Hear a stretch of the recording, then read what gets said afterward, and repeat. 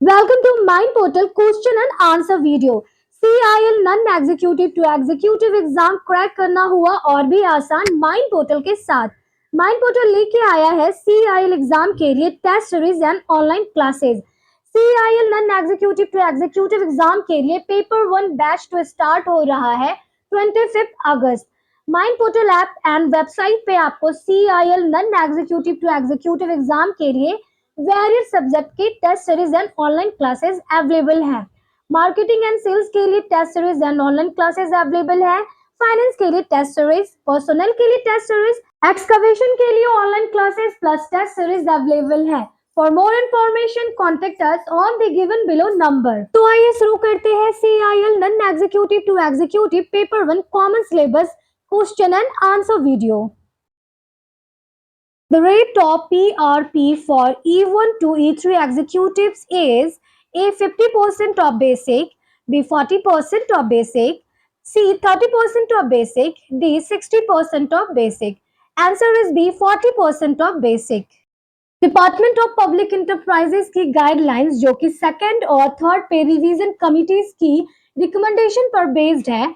E1 से E3 grade तक के एग्जीक्यूटिव्स को जो PRP मिलता है उसकी मैक्सिमम लिमिट होती है 40% ऑफ बेसिक पे। अगर आपको बेसिक पे मिलता है 1 लाख तो 40% तक PRP मिल सकता है, यानी maximum 40,000 per annum. The subsidiary of CIL has not a single using mine. A NCL, B MCL, C SECL, D all. Answer is NCL. NCL के पास सिर्फ ओपन कास्ट माइंस है, एक भी अंडरग्राउंड माइंस नहीं है। एनसीएल पूरी तरह से सरफेस माइनिंग पर बेस्ड है। वही एमसीएल के पास 3 अंडरग्राउंड माइंस है और 15 से ज्यादा ओपन कास्ट माइंस है। And SCL operates 40 plus UG mines and also lots of open cast mines. In which underground mine of SECL short wall mining is done? A. Balrampur, B. New Kumda, C. Rajendra, D. Kumda. Answer is A. Balrampur.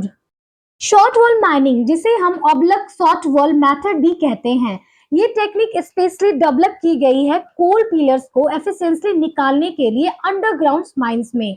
ये तकनीकी पहली बार भारत में Balrampur mines में लागू हुई थी, जो कि SECL के विश्रामपुर एरिया में स्थित है। ये माइनिंग टेक्नोलॉजी का एक बड़ा कदम था। CIL has bagged 2 North virgin coal blocks in dash. A. Indonesia, B. Mozambique, C. Australia, D. Africa. Answer is B. Mozambique. Mozambique is rich in untapped coal reserves और CIL ने अपनी international footprint बढ़ाने के लिए यहाँ invest किया है। यह कदम CIL की ग्लोबल एक्सपेंशन स्ट्रेटेजी का हिस्सा है और ताकि भारत को कोल की सप्लाई सिक्योर की जा सके। कोल इंडिया लिमिटेड ने रिसेंट ईयर्स में 2 वर्जिन कोल ब्लॉक्स एक्वायर किए हैं। ये ब्लॉक्स स्थित है मोजाम्बिक में। यह कदम भारत के कोल सिक्योरिटी के लिए बहुत महत्वपूर्ण माना जाता है। Which was the 8th pay holiday to be introduced from NCWA3? A. Miners Day, B. Republic Day, C. Independence Day, D. Gandhi Jayanti. Answer is A. Miners Day. National coal wage agreement यानी NCWA coal workers के welfare को लेकर बहुत important agreements होते हैं। इन agreements में workers के लिए कई बेनिफिट्स जैसे सैलरी इंक्रीजमेंट और हॉलिडे भी शामिल होते हैं। पेड हॉलीडेज में रिपब्लिक डे, इंडिपेंडेंस डे और गांधी जयंती पहले से ही शामिल है। माइनर्स डे एक स्पेशल हॉलीडे है जो डेडिकेटेड है कोल माइनर्स की मेहनत और बलिदान को सम्मानित करने के लिए। ये दिन एक्नॉलेज करता है उनका कंट्रीब्यूशन देश की एनर्जी सिक्योरिटी और इंडस्ट्रियल ग्रोथ में। Which Indian state has largest reserve of coking coal? A. Chhattisgarh, B. Jharkhand, C. Madhya Pradesh, D. Maharashtra. Answer is B. Jharkhand. Jharkhand is rich in coking coal जो steel manufacturing के लिए जरूरी होता है। Major coal fields like Jharia and Bokaro in Jharkhand are famous for high quality coking coal. ये state India के steel industry की backbone माना जाता है। बाकी स्टेट में थर्मल कोल ज्यादा मिलते हैं, लेकिन कुकिंग कोल के मामले में झारखंड सबसे आगे है।